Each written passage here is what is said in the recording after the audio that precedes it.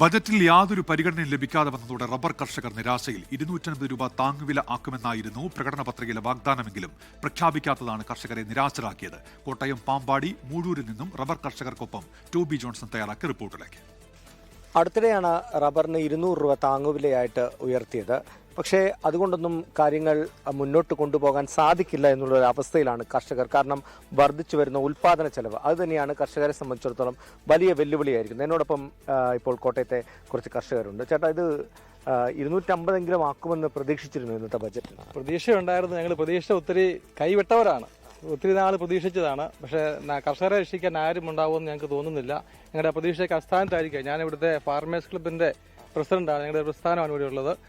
കർഷകരെ ഞങ്ങൾ കൂട്ടിയ പല കാര്യങ്ങൾ ചെയ്യുന്നുണ്ട്. പക്ഷേ എല്ലാ കർഷകരും ഇപ്പോൾ നിരാശരാണ്. കർഷകർക്ക് ഒരു രാഷ്ട്രീയ പാർട്ടിയിലും വിശ്വാസമില്ലാത്ത അവസ്ഥയിലേക്ക് വന്നിരിക്കുകയാണ്.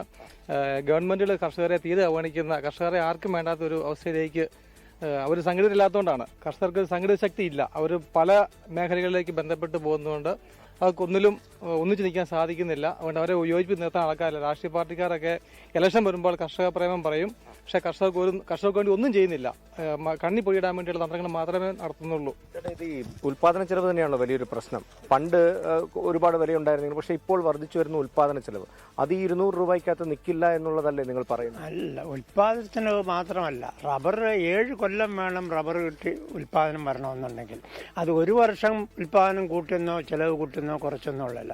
ദീർഘകാല വിളയാണ്. ദീർഘകാലമായിട്ട് ഒരേ രീതിയിലുള്ള ആനുകൂല്യങ്ങൾ തന്നെങ്കിലേ ഈ വിളയുടെ ഉണ്ടാകുള്ളൂ. അതില്ലാത്തതിൻ്റെ പേരിലാണ് കഴിഞ്ഞ 2010 വരെ ഇവിടെ നല്ലപോലെ വളർന്നു വന്നിരുന്നു. 10-ന് ശേഷം ഇതിന് വിലയിടിച്ചു. ആർക്കും വാങ്ങാനാളില്ലാതെ വന്നു. അതോടുകൂടി ഞങ്ങൾ എന്തു ചെയ്തു? ഞങ്ങളുടെ മക്കളെയൊക്കെ വേറെ പുറത്തേക്ക് ഞങ്ങൾ വിട്ടു. അതുകൊണ്ട് പൊതുവെ ജനസംഖ്യ കുറഞ്ഞു. ഞങ്ങളുടെ മക്കളെയൊക്കെ ഈ റബ്ബർ കൃഷി കൊണ്ട് ഞങ്ങൾക്ക് രക്ഷയില്ലാതെ വന്നപ്പോഴത്തേക്ക് ഞങ്ങൾ വേറെ തൊഴിൽ തേടിപ്പോയി. അതുകൊണ്ട് ഇത് ചെയ്യാനിപ്പോൾ ആളില്ല. അവരുടെ വരുമാനം കൊണ്ടാണ് ഞങ്ങൾ കഴിയുന്നത്. മനസ്സിലാക്കണം. റബ്ബറിന്റെ കൃഷി കൊണ്ട് ആരും ഇവിടെ ജീവിക്കുന്നില്ല, വരുമാനമില്ല. അതാണ് കർഷകർക്ക് 200 രൂപ പോരാ, അതിനപ്പുറത്തേക്കുള്ള ഒരു സഹായം തന്നെയാണ് അവർ പ്രതീക്ഷിച്ചത്. കാരണം അത്രത്തോളം ചെലവ്, ഉൽപ്പാദന ചെലവുണ്ട്. അതുപോലെ തന്നെ ഇതുമായി മുന്നോട്ട് പോകാൻ സാധിക്കാത്തൊരവസ്ഥയാണ്. അതുകൊണ്ടാണ് ഈ വിലവർദ്ധനവ് അവർ പ്രതീക്ഷിച്ചത്. പക്ഷെ അത് ലഭിച്ചില്ല. ഇനി കേന്ദ്ര സർക്കാരിന്റെ ബജറ്റിലെങ്കിലും എന്തെങ്കിലും പരിഗണന ലഭിക്കുമോ എന്നാണ് അവർ ഉറ്റുനോക്കുന്നത്. ലോകത്തെവിടെയായാലും ഏത് സമയത്തും 24 വാർത്തകളും ഓഗ്മെന്റഡ് റിയാലിറ്റി പാക്കേജുകളും എക്സ്പ്ലെയിനറുകളും വിശദമായി കാണാൻ ഞങ്ങളുടെ യൂട്യൂബ് ചാനൽ നിങ്ങൾക്ക് സബ്സ്ക്രൈബ് ചെയ്യാം.